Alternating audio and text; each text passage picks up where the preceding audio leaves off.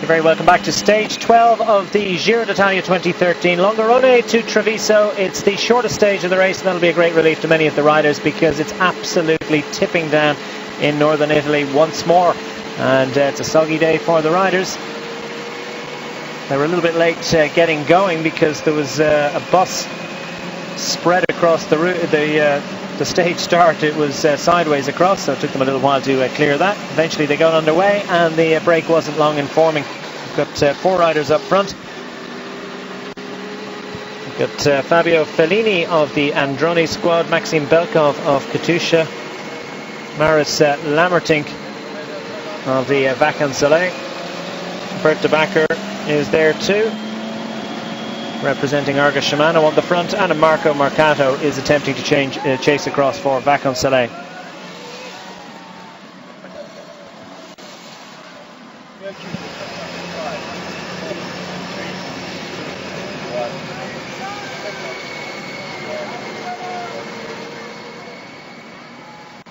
So Marco Marcato is chasing at a distance of about 16 seconds, and that's been the way the gap has been for the last few kilometres. So it's a bit of a slog for him to get across.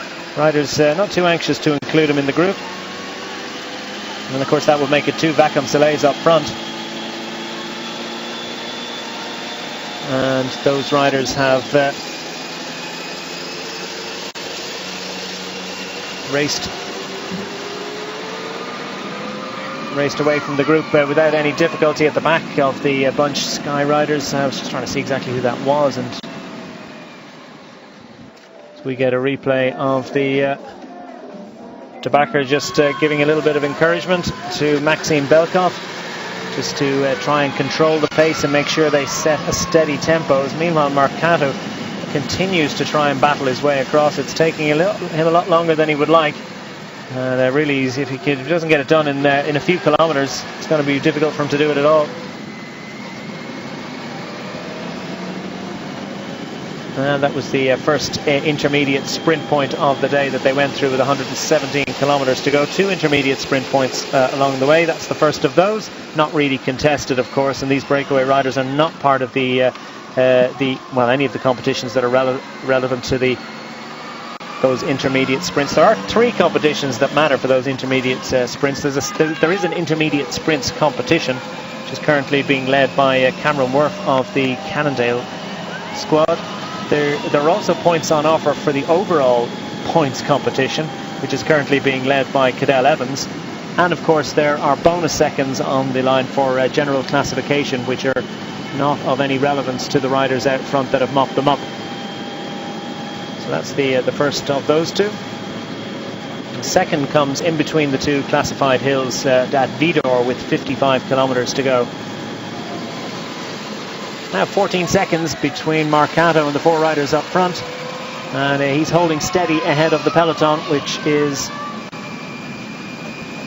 setting a steady tempo, but not pushing too hard. You can be sure of that. Incredibly dark and overcast as the riders race through Veneto. We left Longarone this morning after 2 days in the Friuli region, and Longarone was once again commemorating the victims of the 1963 dam disaster, which destroyed that town completely. Over 1,450 dead at Longarone alone. And of course one of the traditional economic activities of Longarone is gelato. It's very important in that part of the country. Didn't sell too much gelato today, you can be sure. Maybe a little bit more considering the Giro was in town, but it was really a bit soggy and a bit of a damp squib, and a bit of a disappointment for Longarone. Important moment for them to have hosted the Giro.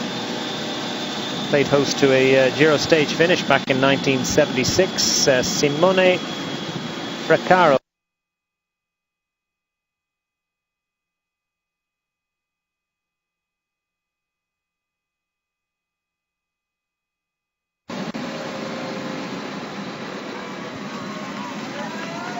So front of the race, Fabio Fellini of the Androni team is up there with Maxim Belkov of Katusha, Maris Lammertink of Vacan Soleil, and Bert de Backer's on the front for the Argos team. Well, he was very briefly, just as I look down at my sheet. He's replaced by Belkov on the front for Katusha, wearing the black jacket. It's predominantly red and white colours, of course, for that team, but he's got a black jacket on.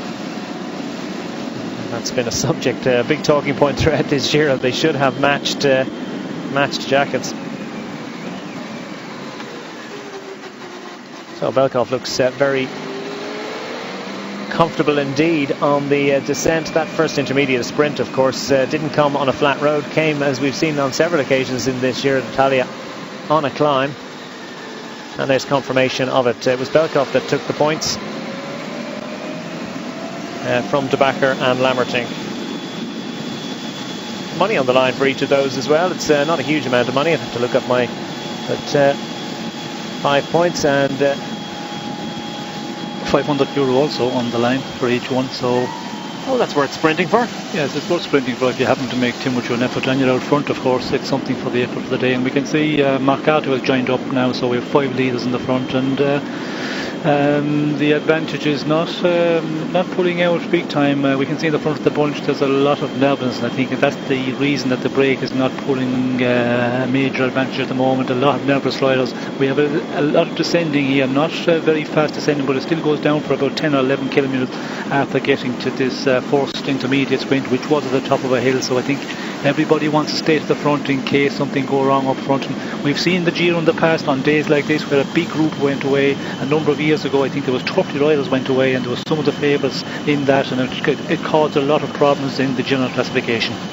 Yeah, I mean, that's very difficult to control a big group. 5 riders, much more to their liking, but as you say, nervousness in the group, so they'll all want to stay as close to the front as possible and make sure they stay as safe as possible. Plenty of potential for accident on these streaming wet roads.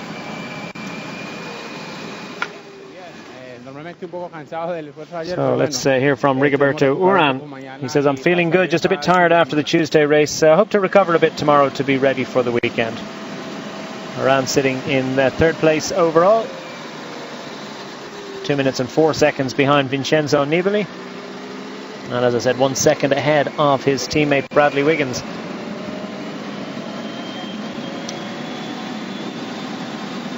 Quick reminder, @DQ Sport is the hashtag, and if you could, @DQ Sport is the handle, and if you could put the hashtag Eurosport TV Cycling.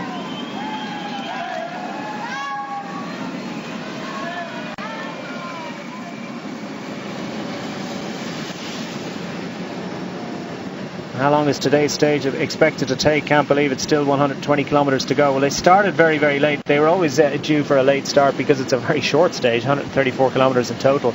So they were a little bit late getting going, about 15 minutes or so. In terms of average speed, Ben Headley has a question about that.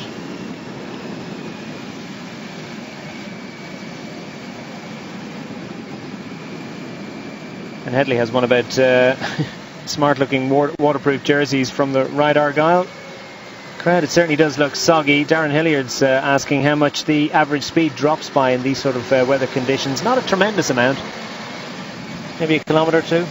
Well, it depends on the terrain, first of all. Today we have this little descent here, which is around the 10 kilometres, but after that it's pretty much flat, so it will not really affect the average speed. But again, the race and the riders really decide on the average. If there's an aggressive racing at the start and the break doesn't get away, as we had yesterday, perfect example, 53 plus kilometres in the first hour. If you get that at the beginning of the stage, well then on a 134 kilometre stage you would get a really high average. But it looks like today it's going to settle down when we get off of this descent here and we get onto the flatter roads. I think the peloton will slow down a bit, and the breakaway will pull a bit more time out in front, and I don't think the average will be that really high. But again, you never know, because there could be a number of teams here wanting to be in the break, have missed it, and when we get on to the flatter section they will start riding, so there the average will kick up again. So it always depends on the tactic of the team, the conditions of the route, what sort of a route it is, if it's a flat route, but wind conditions as well. If you have a headwind, of course, well that will really knock the high average off you. But we'll have to wait and see. As we can see now, we're getting onto the flatter section. I think very soon we'll see if the peloton is happy enough with this breakaway to allow them out in front. some reports that the race route could be altered today. Totally unconfirmed at the moment. I'll let you know if I hear anything more than that. At the moment they are racing towards Treviso, a total of 134 kilometres. They did extend the neutralised section as a result of this wet weather conditions. Well, that just tells you how fast they're going. 47 kilometres an hour. Of course, it's more downhill than up in the early stages of this stage, but that's still decent progress indeed, bearing in mind the weather. 1 minute 45 seconds for the 5 riders out front. 2 representatives of Vacansoleil, Maris Lammertink and Marco Mercato has managed to make his way across. Also Androni is represented by Fabio Fellini, and Bert de Bakker's there for Argus, and Maxime Belkov of Katusha.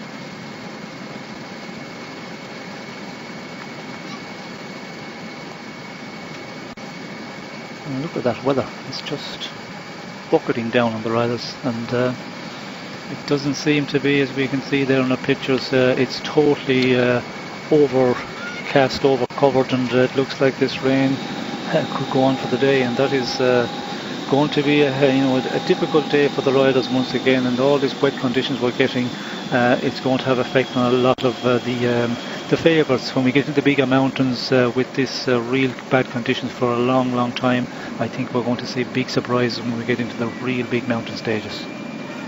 Well, speaking of the big mountain stages, the weather forecast for Saturday for Sestriere is for plenty of snow indeed. So they arrive in the Alps on Saturday for 2 days. Vincenzo Nibali looking a bit wet and miserable, but still managing a conversation. This is a day to be got through, I think, really, for the leading general classification riders. There's an indication of how those glasses steam up in wet weather conditions. The riders are certainly working, producing enough heat to steam up the glasses, and that's just an added hazard for the riders, because of course the glasses at least keep the rain out of their eyes and help them avoid little issues like conjunctivitis. Pipo Pozzato there from the Lampre Merida squad. He looks relaxed there for a minute ago. He managed to smile, one of the few. I think he's trying to talk his way through the stage. We could see him, getting a little chat with Nibali and talking to the other riders, and it's a good way, to get your mind off what's happening out there in this real foul conditions. And when the morale is not good, if you start talking to riders, well, you pass a few kilometres, but you have to be careful here today.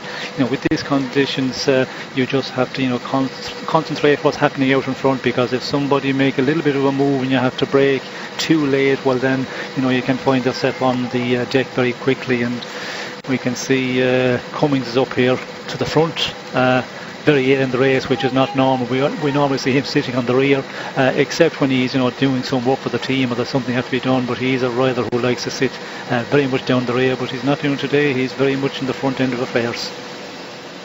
Certainly is, staying as safe as possible. Wouldn't imagine they'll have to go back to the cars too much to feed. They won't need quite as much water as they'd need on another day. Oscar Gatto goes back to speak to the race officials. Vinny Fantini car will be called.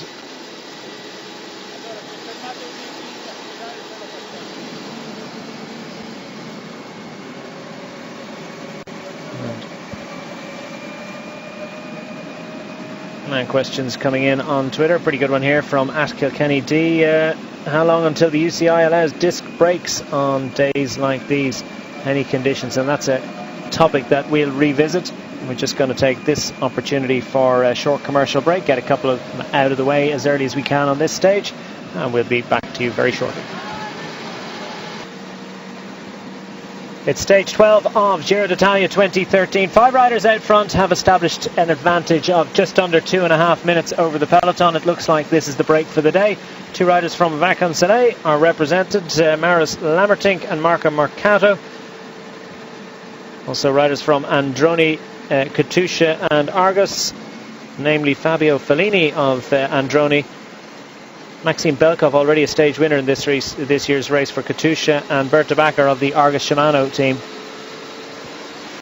2 Dutch teams in there, but only one of them is guaranteed a sponsor for next year. Argus Shimano is secure. 3 teams in the peloton from the Netherlands, and only one of them has secure sponsors for next year, because of course the Blanco team is racing without sponsorship this year. Formerly Rabobank financing it, but they stepped out of formal identified sponsorship this year, and there's some talk that they are in talks with an American electronics company at the moment, which will be good news if they manage to come up with sponsorship, because they've certainly animated the racing throughout the first half of the year and come up with plenty of wins, probably more wins than they managed in the first half of last year.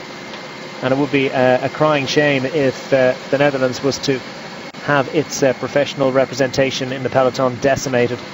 Vacansoleil too, as I said earlier, now currently without sponsorship, racing in Tour of California, and they came up with a win. Jenny Meersman's on the first day in that natty sky blue Vacansoleil jersey. Not getting to see any Vacansoleil jerseys today with the weather conditions. It's jackets all round. This is the scene at the back of the peloton. 2 3/4 minutes for these riders. 5 riders up front.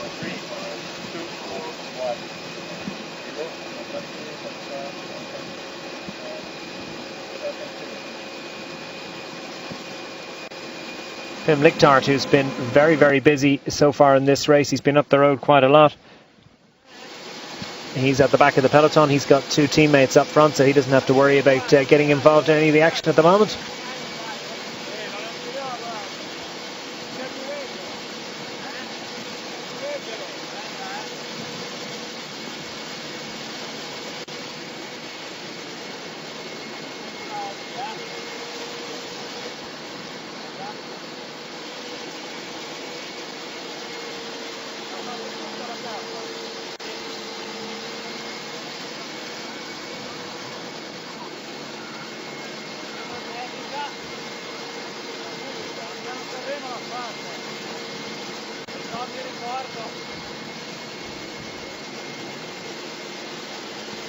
So Vanotti seems very relaxed indeed. He's managing a little chat and keeping his smile. He's well wrapped up. He's keeping as warm as possible. John Kolek asks, are any of the riders using tubular tyres, sew-ups, or have modern clinchers taken over? What about high-tech solid tyres? Well, definitely no solid tyres out there. Pretty much tubs all round, really, in the professional peloton. You do hear some talk of clinchers being used on and off, but for the most part, at this level, it's pretty much tubular tyres in these days. Yeah, I mentioned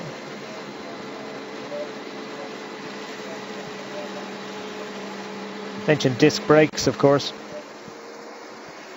And this is the sort of day where disc brakes will come into their own. It's cool out there. They haven't got too much descending to do, and it's extremely wet. So getting proper grip onto those rims with regular caliper brakes regular rim brakes is difficult indeed, and that's another moment of anxiety for the riders, because the efficiency of their brakes is greatly compromised in these wet weather conditions. So if something happens in front of you, it takes just that little extra second. Of course, the manufacturers of these carbon wheels have come up with all sorts of new coatings that have narrowed the gap between the efficiency of carbon rims in wet weather conditions and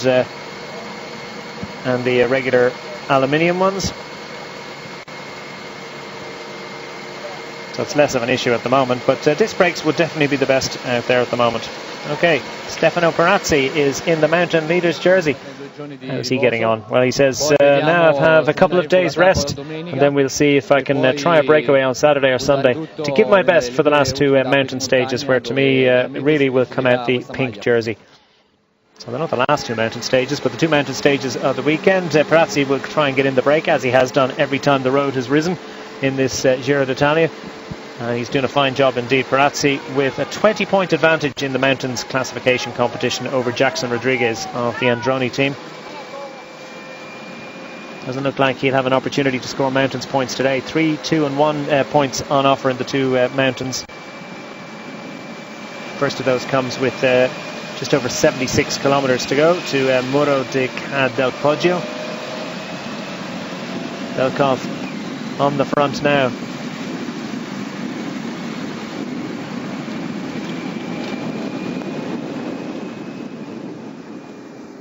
And it just seems to get worse and worse. I mean, you wonder where all this rain is coming from. It's utterly biblical, and I won't say it's unprecedented, but it's as bad as we've seen. Pozzovivo, is it, of AG2R Le Mondial, jogging his way back up through the group, and he's gone without full leggings today, so he's obviously feeling reasonably warm. 10th in the standings, and AG2R doing well overall in this in general classification. Oh, and there's a crash up front.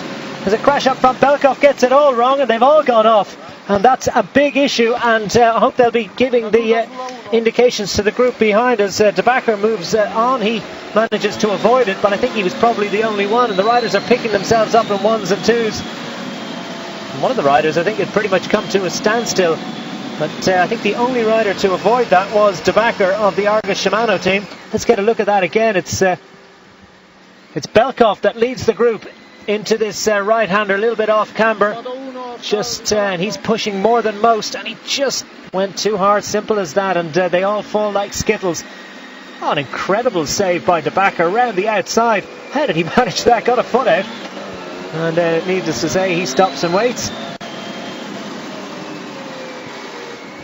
And the Vacan Soleil riders, they'll all try and regroup and assemble, but that's going to carve into their advantage. So it was just shown to me, it looked as if he just went a bit hard into that right hand, as simple as that. Yes, well, Belkov, we did see him when he won the stage a number of days ago. He can descend quite strong, and he didn't look to be going really fast there and pushing it, but his front just slided off a bit and down he went, and it's so difficult to make the calculation here, because with the water, the surface water, that's the problem.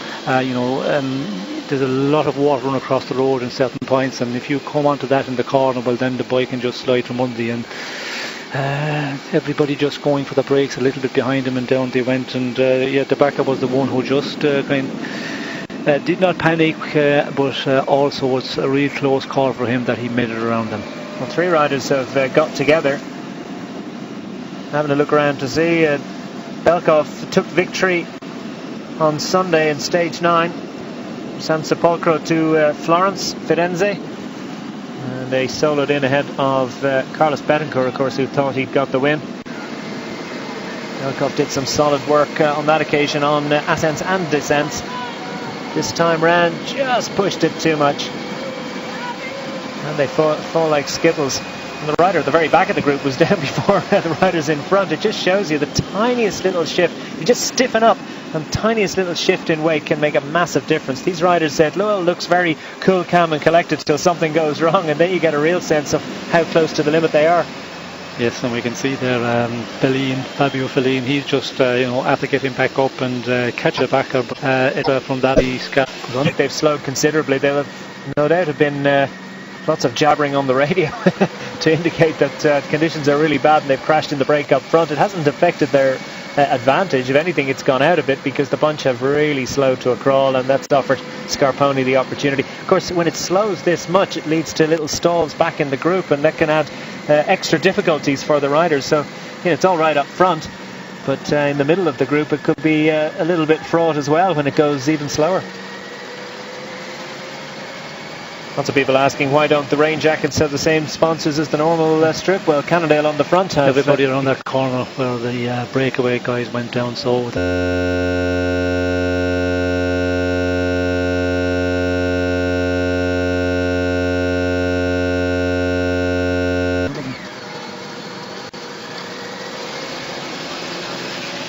welcome back. Just under 3 minutes advantage for the 5 riders out front of the peloton.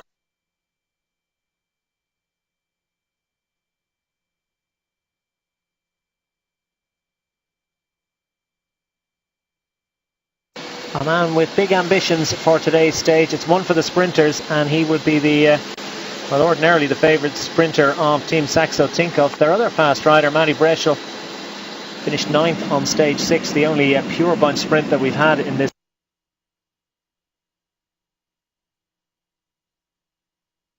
Has cried enough. And Daniele Benatti, who would have had good hopes of at least perhaps challenging for the points classification in this year's race, hasn't really featured so far, so an opportunity for him to shine on what is an otherwise miserable day. Brambilla on the front for Amiga Pharma Quickstep, and they're setting the tempo for Mark Cavendish, who's somewhere in the bunch. Benatti seems increasingly concerned as he waits for his team car.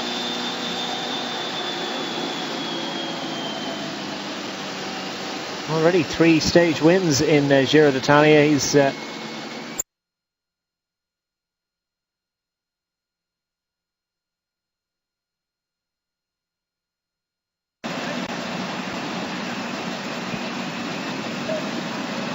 up front, Lambertink takes on a gel, gets the food in from the Vacansoleil car. It's a bike change for Benatti.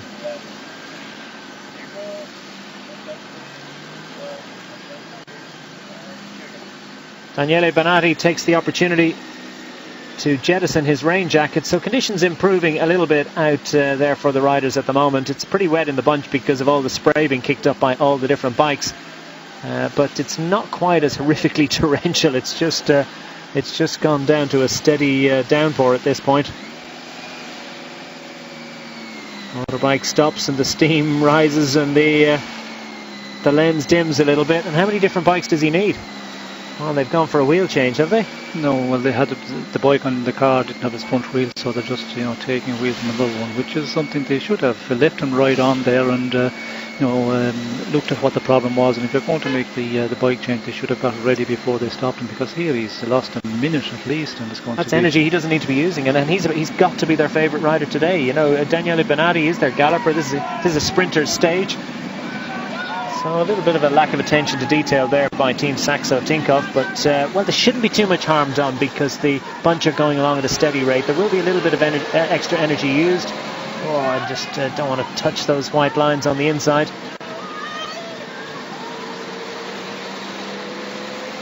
Lambertink pressing on.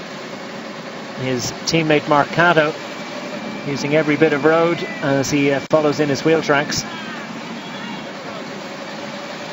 Marcato still with the black jacket, but those 2 riders from Vacansoleil, and black jackets the order of the day for Amiga Pharma Quickstep as they set the tempo now inside 3 minutes.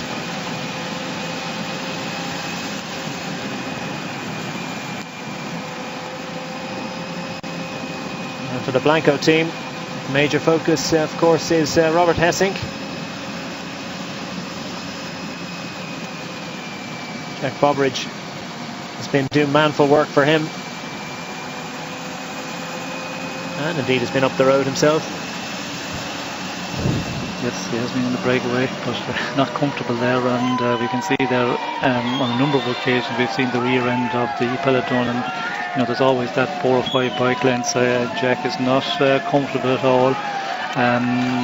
The wet conditions, I don't think he's comfortable there, and when you see that distance off, you go around the corner, then you have to make up the couple of bike lengths again. You're doing that all day for 130 plus kilometers. Well, you're going to really feel tired in the end, but he is not happy in the wet conditions.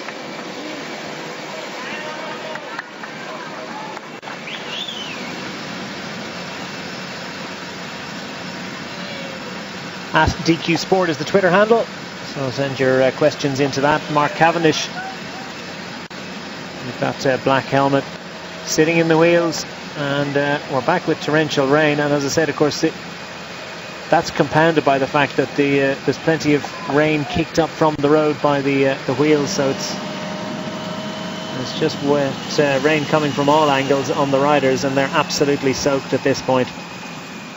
And even if the temperatures aren't so low, they're in the mid-teens, well, that's just going to make you colder and colder, because and sometimes you're better off without gloves in these conditions.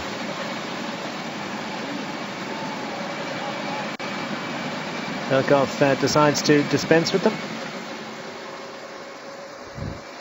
What a slow-mo of utterly miserable Mark Cavendish. Well, I mean, I say utterly miserable. He's focused, he's concentrating, he's got a job of work to do today. and he definitely would prefer if the conditions were a little bit better. A little bit of anxiousness on the face of Gianluca Brambilla. There's extra responsibility for Brambilla on the front, not just to set the pace, but to make sure that he gets those corners right.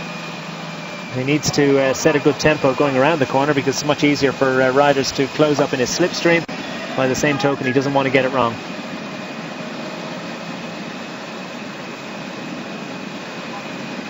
Front of the race, Bart de Bracker gives over to Maxim Belkov, who in turn makes way for Maris Lammertink. And a problem for Marcato on a spare bike, we believe, and it's not a problem, he's just decided to take off a leg warmer.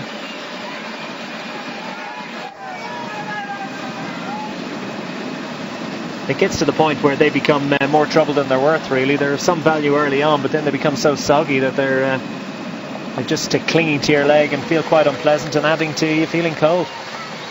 Yes, that's the case, and when they get wet, of course, they do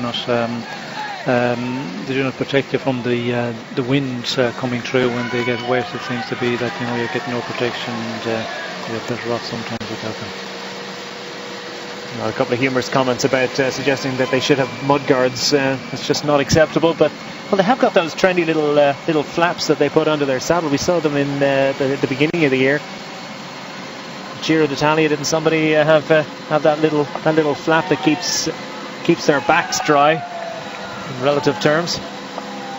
And dry for a little bit longer would probably be as much as you could expect.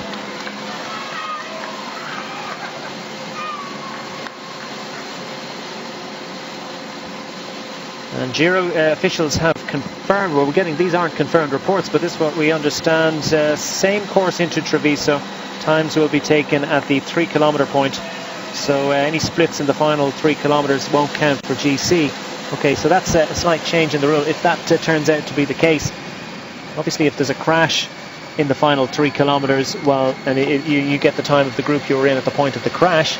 But this is a slight change in that if there's any little crack because riders aren't able to hang on towards the front, well, they're not going to take that into account, and that's interesting for the dynamic of the way that the stage is played out, because GC contenders won't feel the need to get involved up the front in the last 3 kilometres, Sean.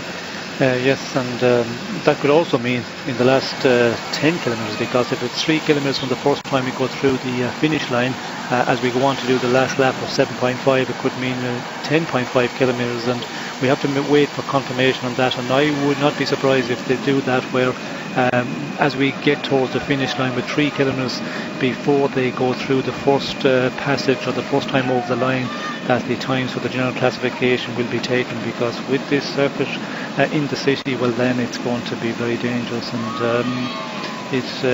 we'll have to wait for confirmation of that, of course. Yeah, I mean, that's absolutely unconfirmed at this point, so it's I won't say it's idle speculation, but there is some talk about that. And I think conditions as well, as was 63.7 kilometres on the finish. If the conditions get better, it does stop raining and it dries off a bit, well, then that could change again. So the organisers will wait for another bit and then decide as we get closer to the finishing circuit, and to make the teams aware, and then the riders, of course, they will be made aware from the director of sportive. So there's a sufficient amount of time to make that decision.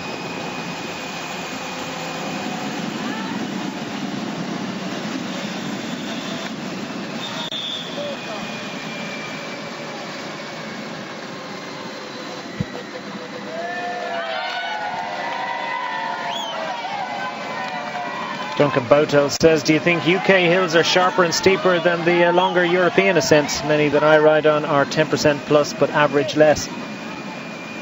Yeah, plenty of some extremely arduous, short, but very, very precipitous climbs in Britain. And the Tour of Britain at the end of this year will be an opportunity to see just sort of the sort of climbs that Britain can present to European peloton. But it's the really, really, really long climbs in the Alps, Pyrenees, the Dolomites that really drag it out of the riders and lead to a different type of rider. The shorter, sharper ones, some of the bigger riders in relative terms, they are able to get over those ones, but it's when it goes up sort of 5 kilometres plus, well, that really hands it over to the regular climbers. specialist guys. Omega Pharma Quickstep on the front. The gap now between the leaders up front now 2.5 minutes. 5 riders up front on stage 12 of Giro d'Italia. They've just over 2.5 minutes advantage over the peloton on a very wet day of racing in northern Italy. 5 riders up front in order: Fabio Fellini of the Androni Giocattoli Venezuela squad, Maxime Belkov of Katusha, Maris Lammertink of Vacon Soleil, his teammate Marco Marcato, and the Argus Shimano representative amongst those top 5 is Bert de Backer. Their maximum advantage was over 3 minutes. Now it's down to 2.5 minutes. Steady tempo being set on the front of the peloton by Omega Pharma Quickstep. They were aided for a little while early on by the Cannondale crew. Now, though, they've left it to the team of Mark Cavendish to set the pace. 4 of these 5 riders have been down, of course, in that crash early on. Bert de Backer just about managing to avoid it. But they picked themselves up off the ground. A few of them got spare bikes, and they've worked their way onwards towards Treviso in Veneto, the Veneto region. And somewhat ironically, Veneto attracts more tourists than any other Italian region. This isn't perhaps the perfect day to advertise that fact. Of course, they've got places like Venice to go to. In a fascinating story of Romeo and Juliet, Vincenza, Padua. So many different opportunities, and many, many beach resorts as well in the Veneto region. It really is a beautiful part of Italy.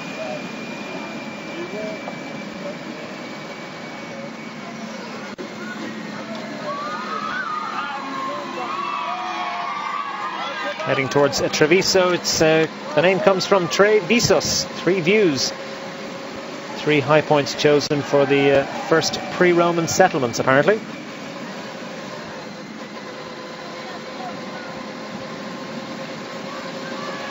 And of course the 11th time we're finishing here, or the 11 winners here, and some very big names winning in the past. Pataki, of course, and Bontempi. So Merckx also won here, Martinelli. So a lot of the sprinters have won into this city. So it's certainly a one for the sprinters, has been in the past, and it's looking very much that case is going to be for the sprinters again today. Yeah, usually a sprinter stage. Pataki, the last victor into Treviso in 2004, and much talk before the start of this year's Giro d'Italia about the possibility that Alessandro Pataki could well be involved, having stepped out of racing and retired earlier in the year. He was encouraged to come back as perhaps the final lead-out man for Mark Cavendish with the Omega Pharma Quickstep, but all sorts of objections were raised, and Alessandro Pataki had to abandon those plans, not least because you can't leave one team and go to another in the middle of the year. They're just saying that you're going to retire and coming back a few weeks later didn't really cut it with them. So Alessandro Pataki not included in this year's Giro d'Italia. Still some hope that he might be able to do it for Tour de France, but I'm not sure how they're going to circumvent that rule. So Pataki could well have to stay retired for a little while longer. He might not be regretting not getting into the Tour of Italy when you see the conditions we're getting in this race. At the end of his career, it's something that I don't think he'll be liking either. And we see there just a moment ago as well, Ospina Navarro from the Colombian team abandoned, so that makes it 2 riders out today with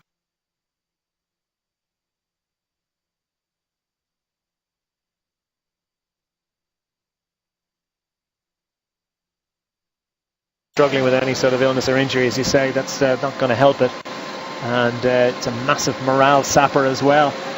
You're really hating things. This isn't going to make you like cycling anymore. So now the gap is down to 2 minutes and 19 seconds, and these riders are pushing on, riding well together. Marcato has to put the head down a little bit to make sure he makes it through and over his breakaway companions. The back of the peloton, Lotto Belisol cars being called for. Jackets are being dispensed with as riders get down to the business end of this race. Of course, the jackets help them to stay dry. Oh, there is one of those natty little mud guards, those little flaps underneath the saddle. That's a Lotto Belisol rider. Lars back. I think we see him in Lance San Remo with the same one. Yeah, it was Lars as well at that time. Yeah. It was Lance San Remo was the first time I saw them.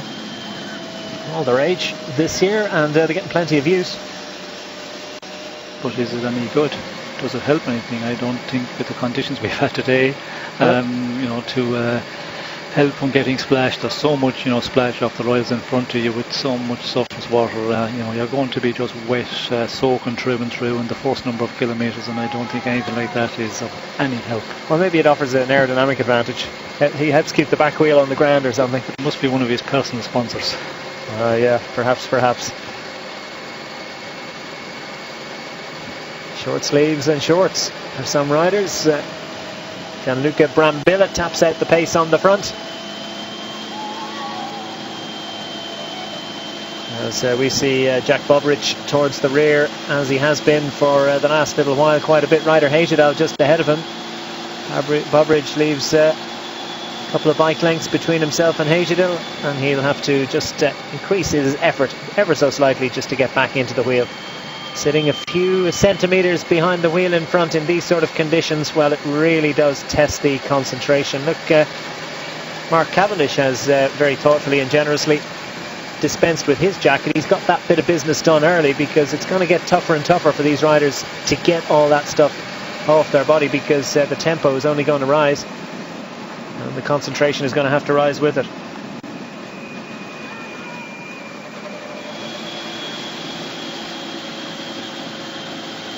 Other riders that have won into Treviso, you went through the list. Honchar in 1999, the Ukrainian. Guido Bontempi, a man that Sean will know well. He won into Treviso in 1984. Martinelli. Eddie Merckx in 1970. Vittorio Adorni won a time trial in Treviso in 1963.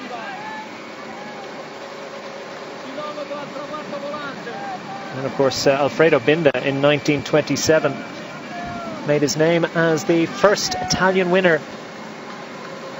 Bottecchi, actually, I'm thinking, I don't know why I thought of Binda. Binda's most famous man in Giro d'Italia history. Bottecchi is relevant to this region, though. Lived and raced here, and he was the first man to win the Tour de France from Italy. Died in mysterious circumstances. Was found at the side of the road with head injuries, and no one really knew what happened to him. A dark, mysterious death he was in his mid-30s, died very young. But he'd set up a frame manufacturing company in the year before he died, and that is based in this region and continues to this day.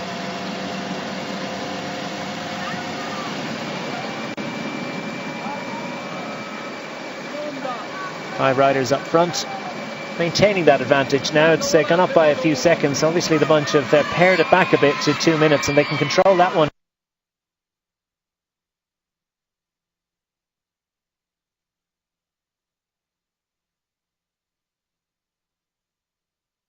Maxime Belkov fancies it.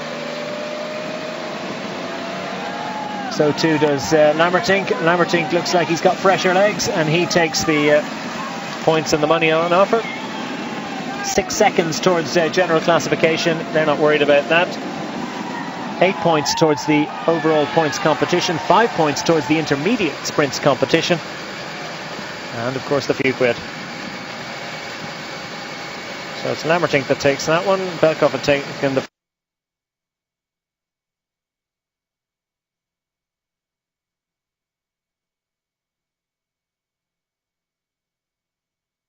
quick step. Can he make it 3 wins? And lots of talk as well that, of course, if he did, that would be his 100th professional victory. The scholars of cycling and the experts have been poring over the records, and there have been all sorts of discussions about just about how many wins he has, and estimates vary between 99 and 103. But I think they've more or less come to a consensus that his next victory will be his 100th in professional cycling. Will it be today?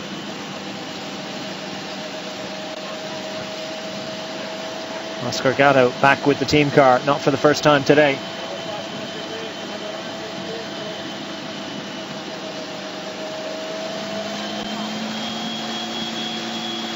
Let's talk a little bit. I mean, hot favourite, inevitably Mark Cavendish. Already has won 2 stages of this year's race, and the preeminent sprinter in world cycling. But who is ranged against him today, and what opportunities have they got? Suppose the obvious one is Elia Viviani. Would he be the hot second favourite? Yes, I suppose it's who and what. And when you look at the run in here, we have a climb which is coming up. It's at 41 kilometres to finish. It's the Montello Vittoria, and it's 3.5 kilometre climb, but the beginning of it is quite steep. It's 14% for a kilometre, and then it goes on 7%, and then it eases off over the top. So I'd not be surprised maybe if somebody would try and push on the pace in the bottom of this one, see really get Mark Cavendish and some of the other sprinters in difficulty. And Viviani, he also suffers a bit on the climbs, but there's a number of other riders who maybe can get up the climbs a bit better and who can sprint quite well. So you could see some of the teams really up in the pace, and that's at 41 kilometres. And the conditions today as well, it's so difficult to chase down. If you lose 15-20 seconds on the climb, well then the wet conditions are difficult to get back in. So I think they're a little bit concerned about that, and maybe Mark Cavendish is concerned about getting over this climb, which is a 4 category, just at 41 kilometres to the finish. And then of course the big sprinters, you have to look at the man who's been very close to Elia Viviani. He's the fastest one, but there's always a few other ones in there, and the wet conditions as well. They'll be hoping that maybe he doesn't get it right, he doesn't get the right lead out. Difficult to keep everybody from the team on the front, and all the sprinters that are still in there will be hoping that they can get a stage victory. So the jackets are coming off as the riders prepare for the end game of the 12th stage of the Giro d'Italia, and the riders up front are maintaining this advantage of just under 2.5 minutes to the peloton behind as we work our way towards Treviso at the conclusion of 134 kilometres. Rider Hejadal is safely ensconced in the peloton. See how they get on after these. 5 riders up front in stage 12 of Giro d'Italia are pounding on towards Treviso. The rain is pouring down as it has done for all of this stage, but the riders are showing increased intensity and excitement as we get closer and closer to what seems certain to be a stage for the sprinters. Danilo De Luca keeps his jacket on for a little while longer and has a little look at his hands. Now that's all you need to know that he's not enjoying it much. At the back of the peloton, man from Vinny Fantini is just all about staying safe, as the 5 riders up front now have 2 minutes and 16 seconds advantage over the Amiga Pharma Quickstep led peloton. Brombilla's done great work for the team for much of the day. It looks as if Cannondale are showing willing now and willing to contribute some bodies to the chase, try and close down these 5 riders up front. Fabio Fellini of Androni Giocattoli, Maxime Belkov of Katusha, the winner of stage 9 a few days ago, Maris Lambertink of the Vacansoleil squad, Berta Backer of Argus Shimano, Marco Marcato also of Vacansoleil in the 5 riders up front. Berta Backer rolls across the front and looks comfortable with the pace, but will this be a pace that is good enough to keep them out front? Seems a little unlikely at this point. Maxime Belkov there of Katusha.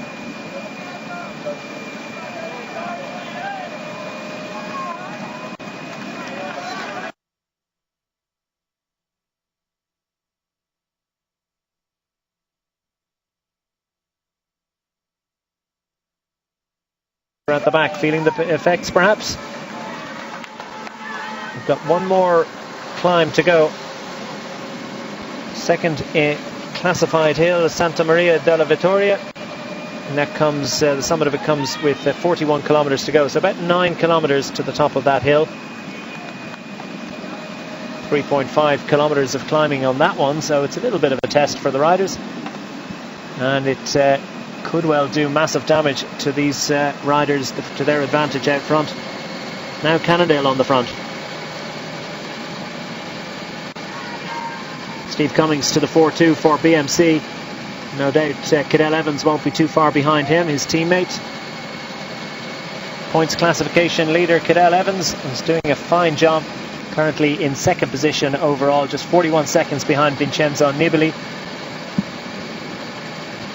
And no doubt looking forward to those two Alpine stages on Saturday and Sunday.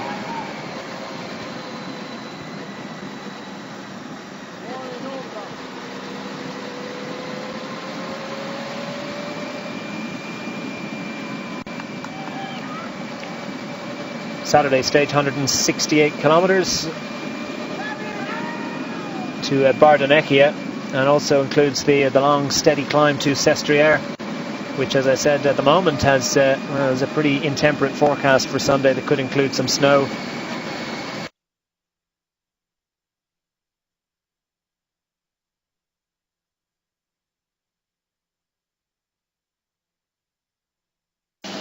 Evgeny Petrov in the break the other day for Saxo Tinkoff. Now at the tail of affairs.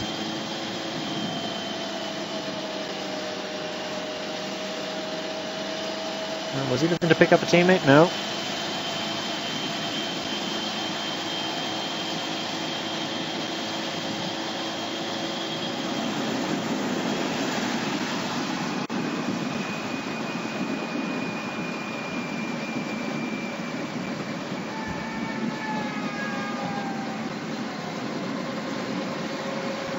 Thank you to everyone who sent in pictures of the San Marco ass saver that was being used by Lars Bak. That's actually what it's called. That's the brand name.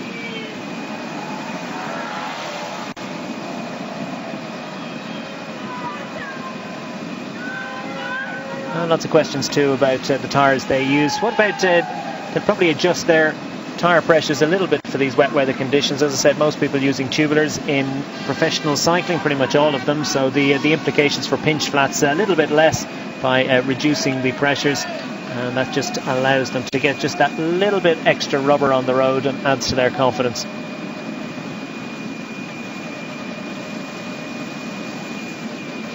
Does do the wet roads, a couple of people are asking, does it affect the way that the sprint is set up, Sean? Well, it does affect the sprint, because the running is not as fast as you would in the right conditions, which is understandable, and everybody is a little bit more nervous, so riders kind of hold off. Some riders can sit back a bit, maybe 15-20 position around that in the final number of kilometres, but when the wet conditions is always a bit more dangerous. You're afraid of somebody crashing in the final corner, so you're trying to keep very much to the front, and that means like in the top 3 or 4 or 5 riders, and if you have a team leading out and you have 4 teammates, well then they can calculate how fast they go into the corner. They can just slow down quite rapidly just as they approach the corner. That is the advantage if you have a good lead out today. Of course, there's always a risk of some of the teammates getting it wrong, but it's not as big a risk as if you're following in 15th position, and then there's a lot of riders taking risk in front of you and not really maybe as comfortable as you would like them to be. And so it does change a lot of the preparation of the sprint, and I think in the final 20-25 kilometres, there will be a lot of the riders staying more to the front as well for general classification, in case there is a split in the bunch, and if a split appears, well then you could lose 20-30 seconds on a stage like this, and that would be a big loss for a stage which you'd be expecting to lose nothing on the other favourite. So it's always a bit different in the wet conditions and the way the race goes on, and if there's any little descent as well, which the riders will be made aware of, and off this climb with 41 kilometres, there's a short bit of a descent. I suppose it goes down about 4 or 5 kilometres, and that's something as well will make the race a bit more nervous, because in a normal dry day with the break out front, and when you look at our 5 riders in front, the best man in general classification, Fabio Filin from Androni, he's at 54 minutes 52 seconds, and the rest are and Marcato is over an hour down, Lamoting is an hour and 58, the backer is 2 hours and 7 minutes down. So it changes the whole situation of the race when you get the wet conditions, and in the final it is going to be nervous times for all. Thomas Dekker at the back. Is he feeling nervous? He's certainly not enjoying it. One question is, Nigel Costello wants to know, when is Sean's new autobiography going to be available? We've been working hard on that in the last few months. We're on the final straight. We're on the final section of Coppice, let's say, and we're getting there very, very close. sometime in the next month to 6 weeks, hopefully. And are you enjoying it as much as you enjoy cycling over cobbles? Well, there's some days that I was enjoying it as much as the riders are enjoying today, because it's a long process, and going back over the years trying to remember races and things that happened. It's a lot of work, but I think it'll be worth it. It's looking real good at the moment.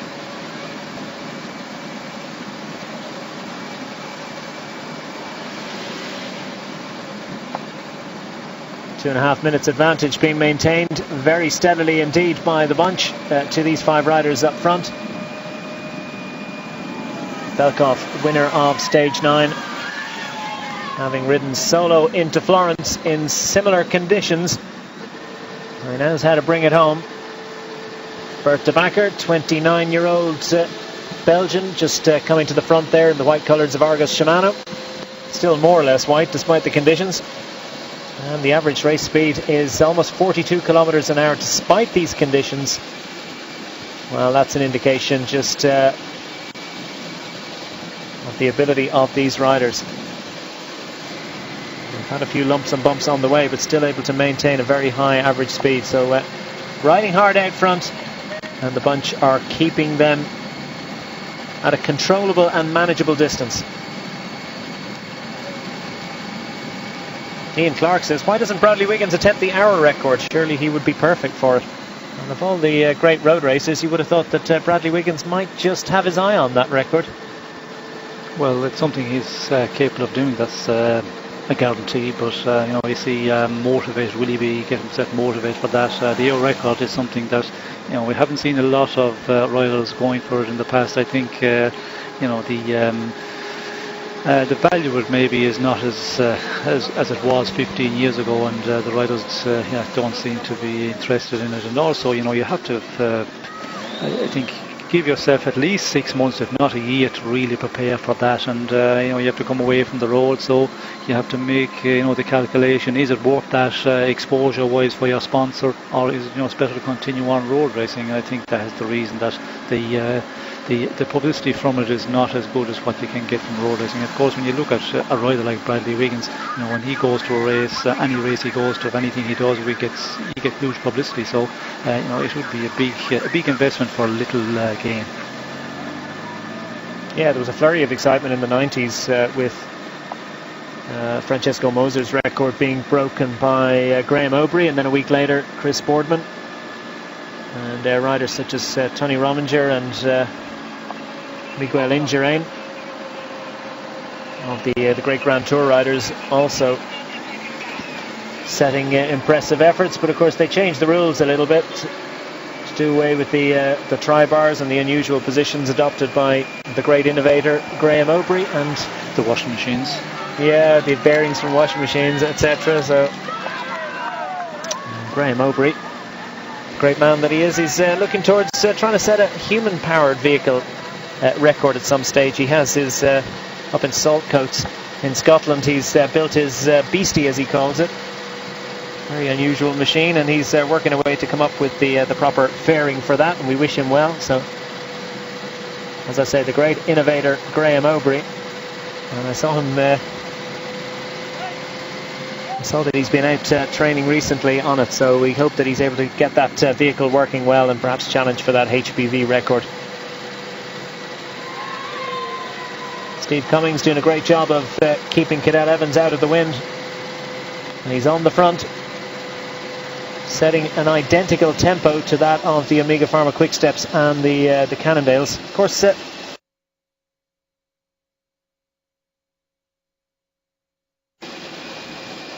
so too is Sasha Modolo, another good galloper. So Modolo too will be extra keen to try and get involved in the shake-up. Modolo of the Bardiani Valvole team, and of course he's seen his teammate Enrico Battiglin take victory already in this race. Battiglin has a good turn of pace. Modolo probably the better reputation in terms of finishing speed. Will Bardiani be able to get involved at the end of affairs today?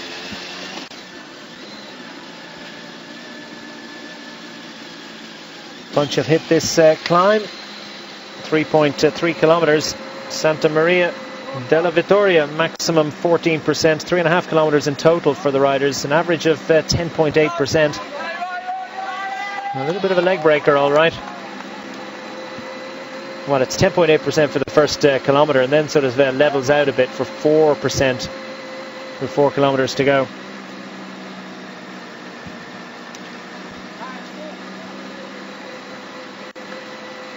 Well, it's like autumn there with the surface, isn't it?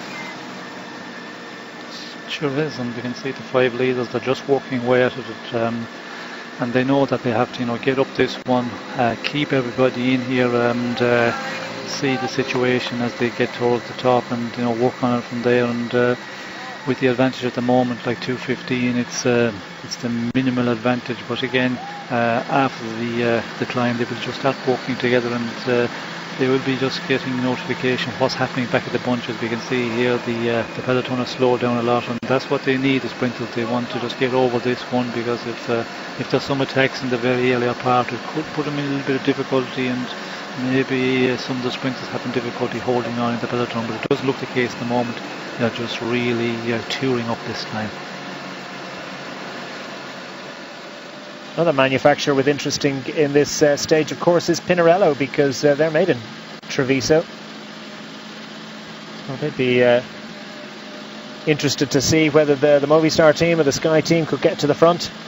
Sky not really interested in the sprint finishes. It's more about GC for them, and they've brought a team which is intent on backing Bradley Wiggins and indeed Rigoberto Urán.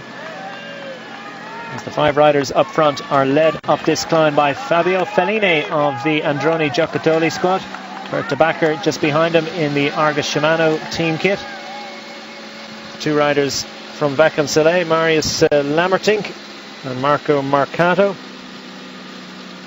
And they're also joined by Maxim Belkov of the Katusha team. Pirazzi at the back, as he's been for much of the day. Mark Cavendish has a little look around to see if the top of the hill is coming anytime soon. Not quite yet, bit of work to do yet.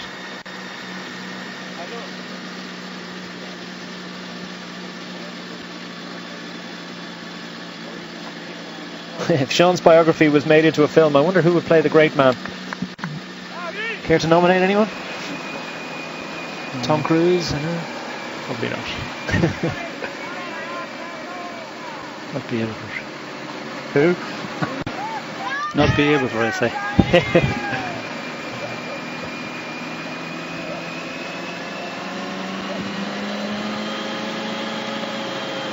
So the gradient eases a little, the revs rise on the motorbike, and the revs rise too. The cadence up by the riders up front.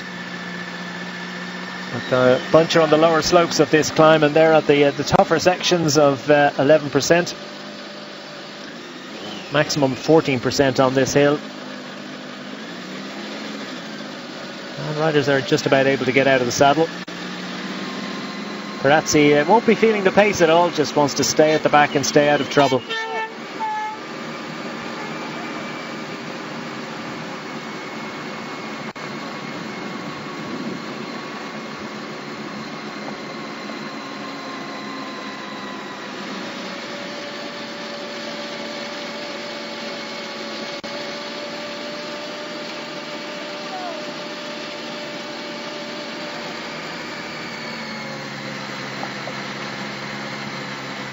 Well, have TV companies ever tried to attach cameras to riders or bikes and heart rate monitors to riders? Yeah, we have on occasion seen heart rate stats transmitted. Well, not all riders are willing to give out their statistics, so the heart rate stats aren't really that revealing in terms of riders' ability. They just give an indication of the intensity that they might be feeling. That's if you know their maximum heart rate.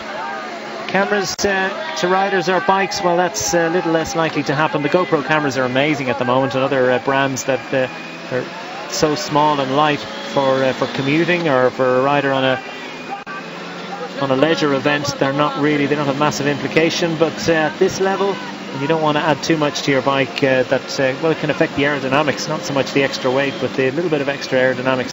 Plus, there can often be a bit of superstition attached to carrying the camera. It almost seems like a poison chalice in other sports. And not everyone wants to have that level of attention.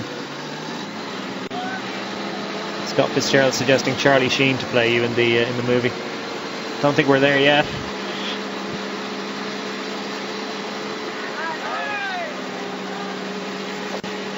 Belkov it is that leads the riders towards the top of the Santa Maria della Vittoria.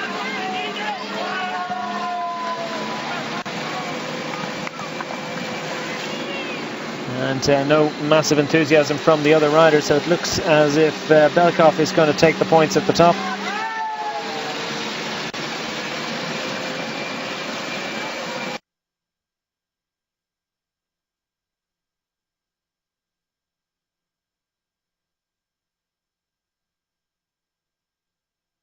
Five days in the Maglia Rosa. Fellini, it looked as if was second across the line there. And the headlights blazing in the overcast conditions at the top of the climb.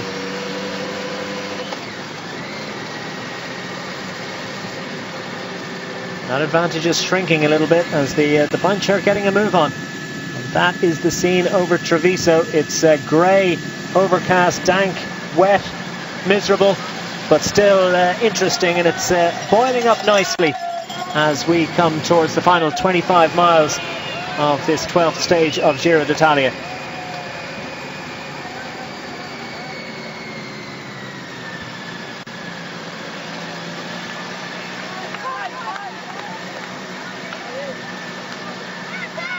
It was 2.5 minutes, 2 minutes 25 seconds or so as riders attempt to dispense with their wet weather gear. Colombia riders at the back as we see one of the riders from Movistar hit difficulties this Lastras. Pablo Lastras, an hour and 21 minutes down. Bardiani working their way, or Vinny Fantini I should say, working their way towards the front. Their top GC man Mauro Sant'Ambrogio need to keep him safe. Their sprinter Francesco Chicchi went home a couple of days ago, so not going to be a factor, unlikely to be a factor in the end up. Wasn't working out at all for Francesco Chicchi. And a big reminder, UCI have banned all telemetry being transmitted from a rider's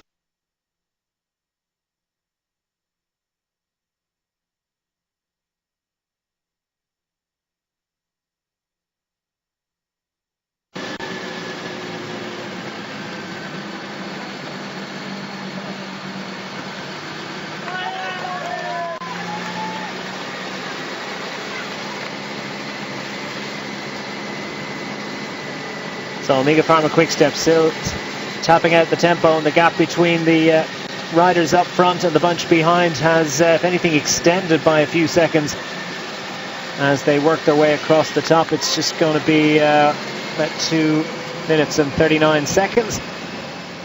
Still very much within manageable levels. And then when we switch to this camera, you get an idea of just how dark it really is at the top of this hill.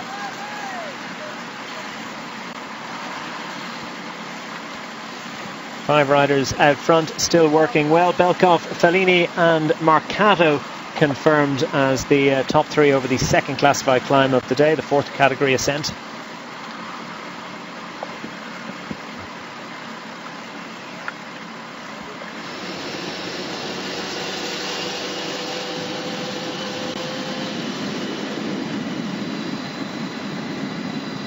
Questions with the breakaway only 2 minutes ahead. Who might try to ruin the sprinters' finish for GC opportunity? We have seen that a little bit. It was a little bit of a surprise to see Benjamin Schausti managing to extricate himself from the GC riders group yesterday and gained a couple of seconds, managed to work his way into the top 10. But really for the GC riders, it's very difficult for them to get away on a flat road. And you know, the likes of Vincenzo Nibali and his Astana squad, they'll be very attentive to any attempts. And it's just, I mean, it's something that they're probably not even going to try, is it?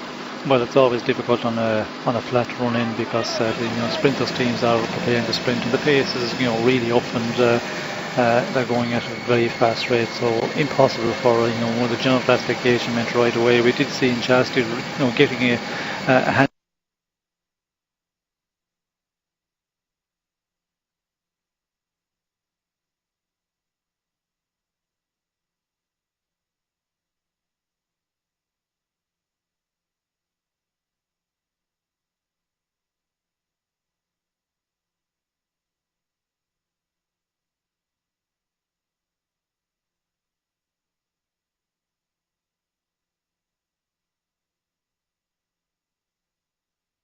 Champ Française de Jeu dispenses with his rain jacket in unconventional fashion.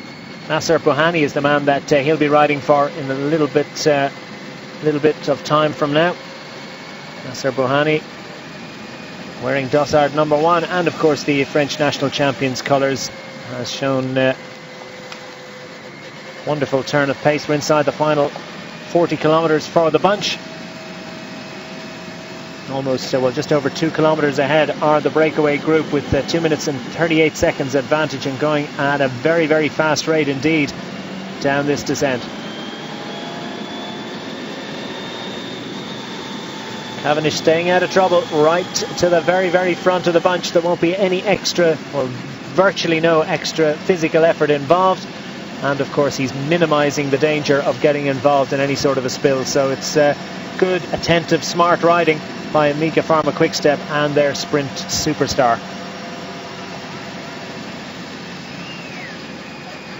And the main peloton being led by Jérôme Pinot, the French rider, and Cavendish staying real to the front here.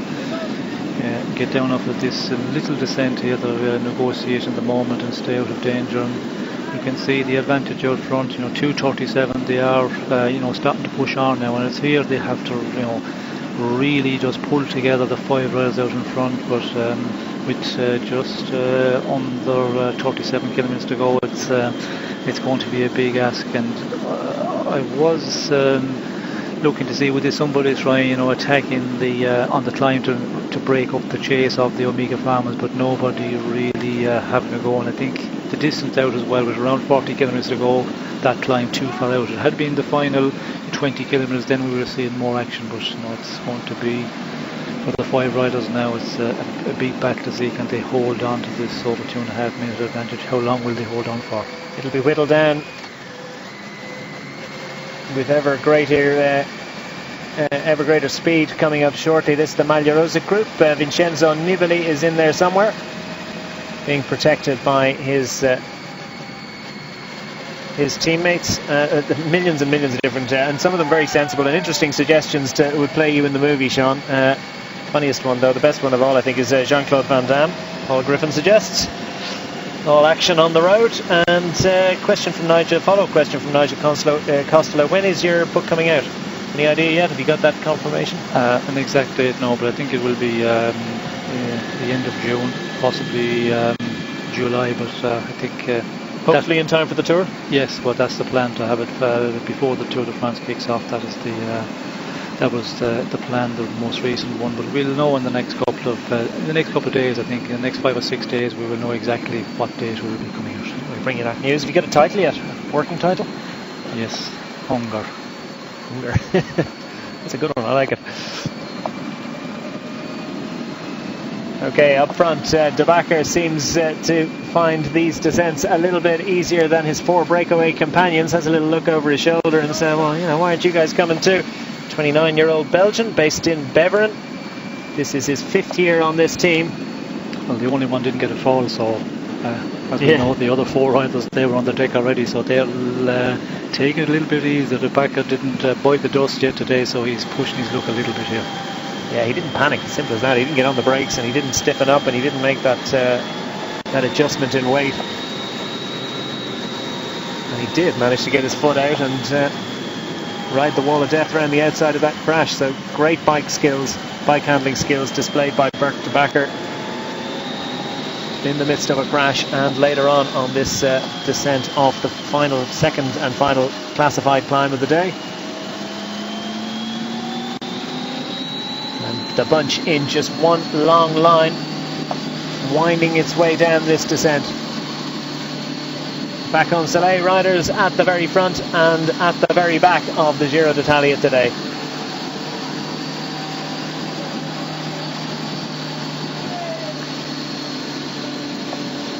Yeah, we just had confirmation of that suggestion a little bit earlier on, that the final finishing times will be taken with 3 kilometres to go today. So riders, if there are splits in the group after the 3 kilometres, then that's not going to affect them. So the GC riders won't be so interested in getting involved and staying up to the front, to the fore, in amongst the sprinters towards the end. Having said that, they'll probably want to get up towards a little bit further up than the middle or the back, just to make sure they avoid crashes. Yes, well, it is going to be real nervous times, because with these wet conditions and the final run-in at 3 kilometre mark, there's still a lot of difficult technical stuff to negotiate before you get to that point. So it's not an easy running, certainly for the riders here, and they're going to have battles to stay up there in the front. Getting around these corners in these conditions, it's going to be a hectic final for everybody.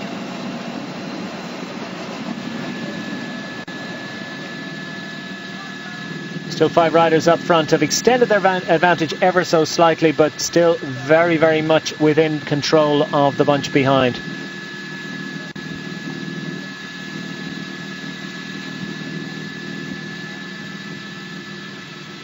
These riders now in the outskirts of the big urban sprawl that is Treviso, and the Chiavera del Montello.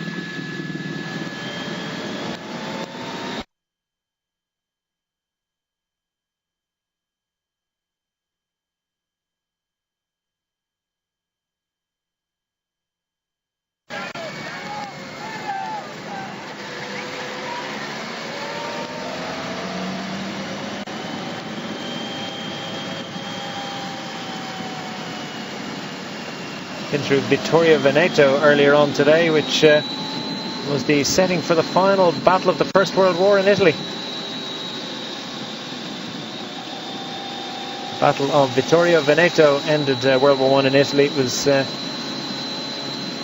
where Bollettino della Vittoria made the final address to the army and the nation, and issued by the Chief of Staff, General Armando Diaz.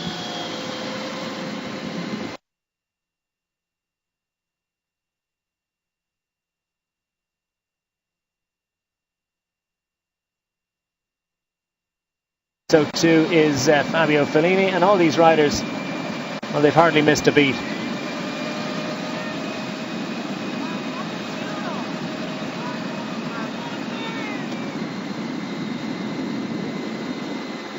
Belkov's top results, needless to say, is his Giro d'Italia win a few days ago. The team time trial success in Brescia Tour and the Coppi Bartali week.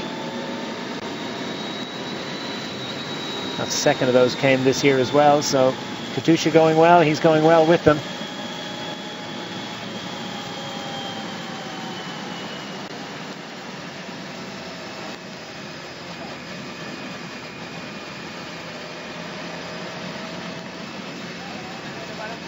Advantage going out, 2:42, 30 kilometres to go. Is this a worry? Is this, this Amiga Pharma Quick Step saying, well, look, we need someone else to come up and give a bit of a dig out? At this stage, Cavendish has 2 wins, so I suppose the other teams are going to say, well, it's definitely your responsibility, even if it wasn't in the first stage and the 6th stage. Well, it absolutely certainly is now, but will the other teams be getting a little bit anxious about that, maybe send a rider up? Well, it's difficult in the wet conditions. It's difficult to organise the riders, of course, and we can see that Cavendish stands very much at the front. And if you have other riders from different teams, you don't know what their qualities are like on the descents in the wet conditions. So it's always nervous times. And I think for the moment, Omega Pharma Quickstep are just going to keep on pushing here, and until they get onto a flatter section, and then they will be hoping that some of the other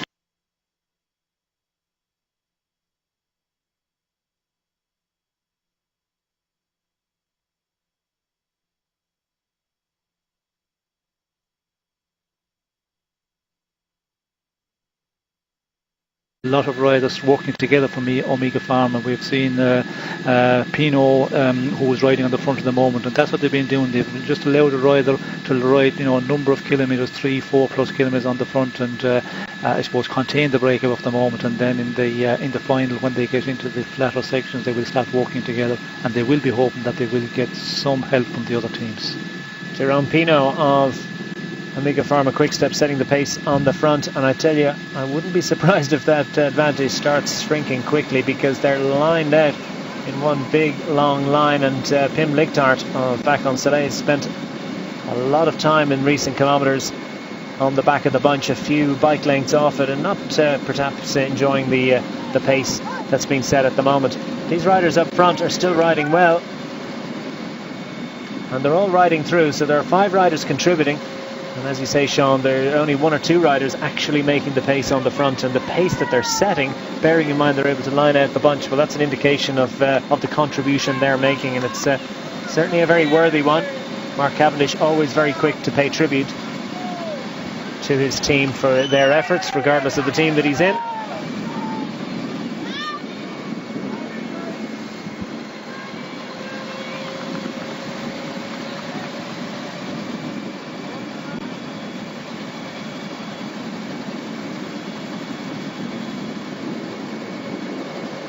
Fabio Fellini of the Androni Giocattoli squad. And we saw Franco Pelazzotti in his efforts to try and score stage success yesterday. They came to naught. Jackson Rodriguez was up the road, did great work in the break, but didn't work out for him. Mattia Gavazzi, of course, is the sprinter for Androni Giocattoli, and he's another man that we should look towards, perhaps, for success, because managed to make it into the top 3 in the stage 6, although he did have a very interesting discussion with Robbie Hunter after the stage, and from Garmin was incensed at the performance of Gavazzi on that occasion. And the question is, can Gavazzi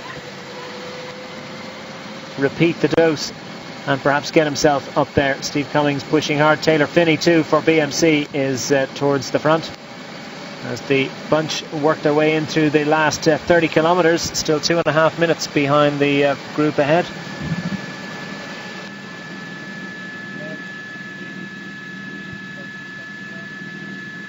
So Mattia Gavazzi is one of the sprinters that we'll be looking out for later in this stage. So too Daniel Oss, perhaps, of BMC, although he was in the break yesterday.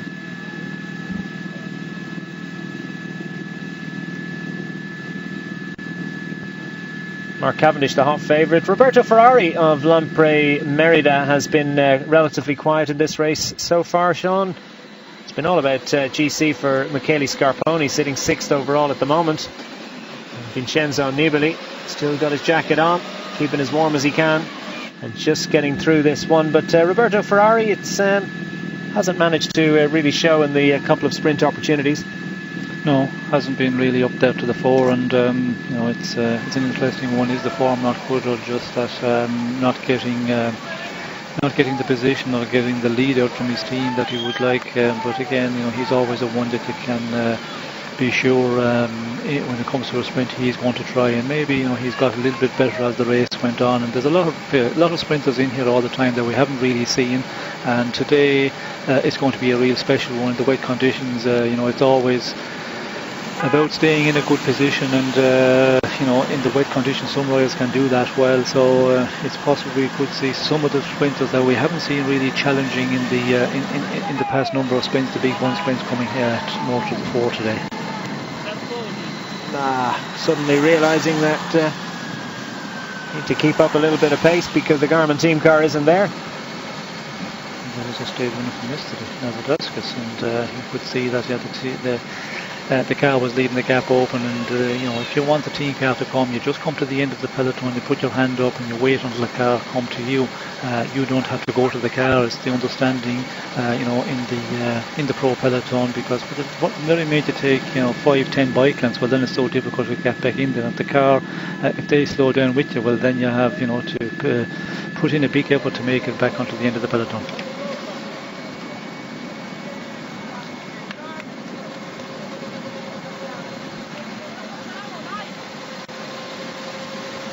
Five riders still up front, tapping out the rhythm.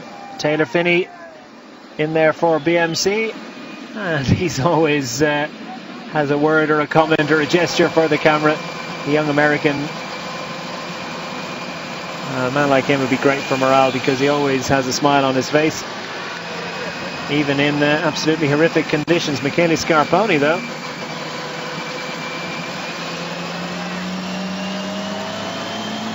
and Scarponi is in the cars and behind a little group working their way back on. So it's Scarponi hit a problem, or it's not an ideal situation. The man sitting 6th overall, 2 minutes and 13 seconds behind the race leader. Yes, and we can see there that on the peloton there was a number of riders just a bit off there, and we did not really get a picture to see whether they are making contact, but we can see now that they're just about to make it back into the front of the bunch, so they lost a bit of ground on that little descent. Some potentially worrying moments for Michele Scarponi. Will he be able to work his way back up? Presumably he's relatively relaxed, and didn't see any other Lampre Merida riders around him. Okay, one of the riders that will be hoping to get involved today is Nasser Bohami. Let's hear from his sports director now. Pour un sprinter, je vais dire qu'il a des bonnes jambes. Difficile, bien sûr, par rapport au pourcentage. Well, for a sprinter, I would say that he keeps his legs good. He suffered, of course, in the mountains with the gradients that were sometimes over 20% on some mountains. But as days pass, he has managed to get his climbing style pedal rhythm. He's chosen the good gears, and he's kept a good pace, and he's stayed in touch with the Cavendish group. He's managed to get into the gruppetto so that he could recover from these tough stages while staying around beside his teammates Mirelio Fischer and Laurent Pichon, who have backed him throughout the stage.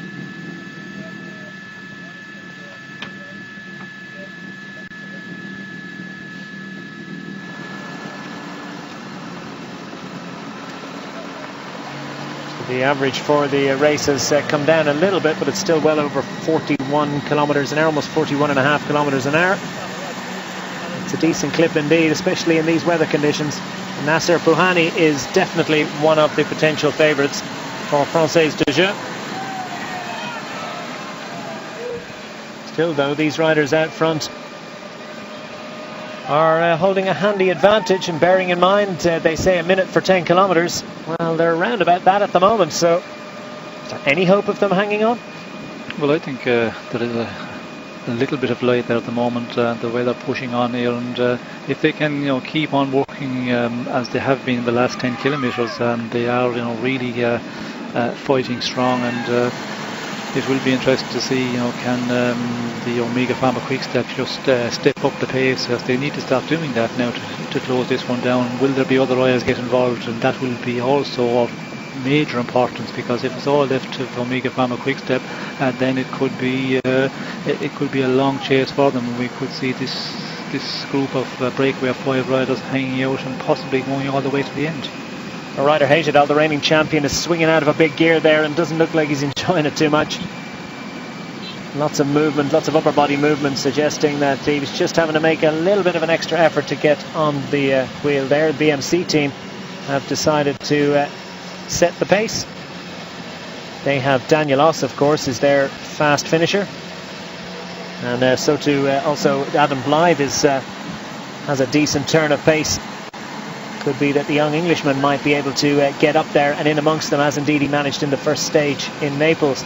25 kilometres to go, 2 minutes and 13 seconds, so within about the blink of an eye they managed to close 10 or 12 seconds. So plenty of legs in the bunch.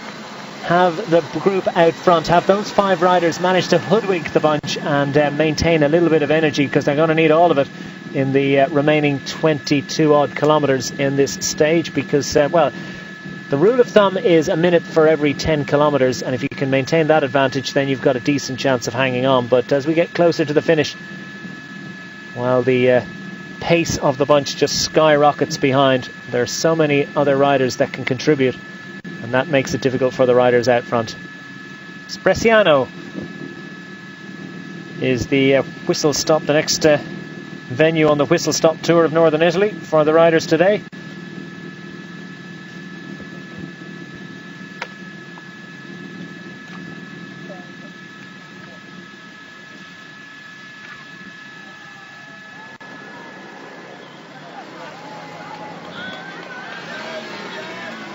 One of those typical villages of the Marco Trevigiana,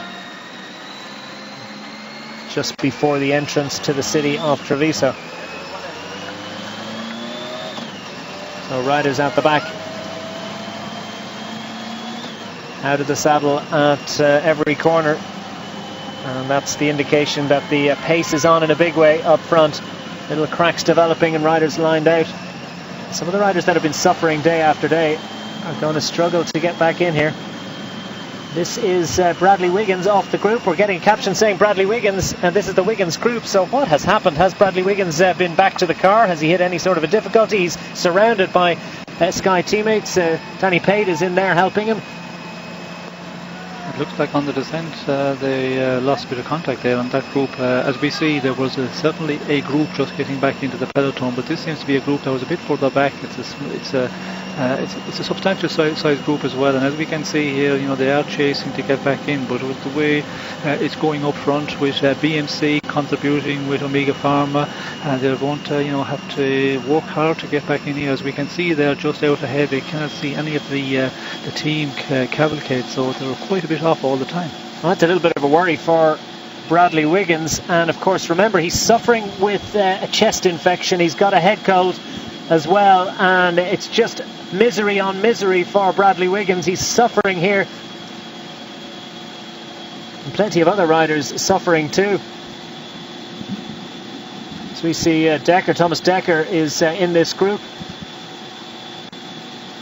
Riders attempting to get back in here. I wonder where Scarponi is as well. We saw him dropping back into the clutches. So groups all over the road as the pace has gone on the front, and we saw BMC up there, and I thought that they were contributing to the effort for Adam Blythe or Daniel Oss and thinking about this sprint, but no, it looks as if it's more because they've become aware of the fact that one of the leading general classification contenders in this year's Giro d'Italia is out the back and in big trouble. So Bradley Wiggins is over a minute behind. He's got only 17 kilometres to get back to the group, because remember GC times are taken with 3 kilometres to go, so it's another crisis moment for Bradley Wiggins in this year's Giro, and really this race just gets worse and worse for him.